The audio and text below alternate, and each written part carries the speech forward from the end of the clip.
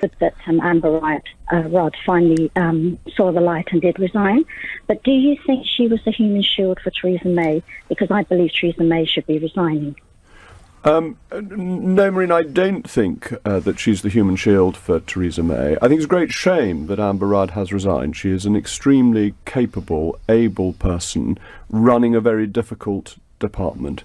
I think she's behaved very honourably in resigning in the best traditions of ministerial responsibility.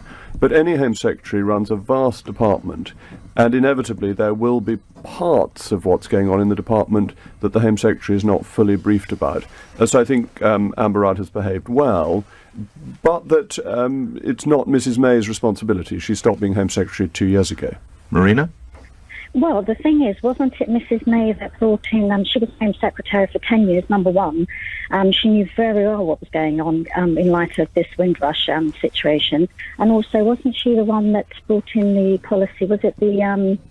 I think you mean, well, let me help you, Marina. Do you mean the go-home vans, as they're called? The trucks? Yes, but there was a hostile... The hostile environment. What's called the hostile environment. Yep. Yeah. Marina, don't go. Jacob Rees-Mogg. The hostile environment actually predates Mrs May. I did a programme with Channel 4 News last week, and it was very interesting. I met a lady representing her brother who had got a letter questioning his status in 2009. This is a deep-seated problem. This doesn't make it excusable. It's a terrible problem. And what's happened to the Windrush people, Commonwealth people, not just from the Caribbean, also I had a constituent from Australia who was affected by this, has been a terrible, terrible problem, and it does raise questions about the hostile environment issue.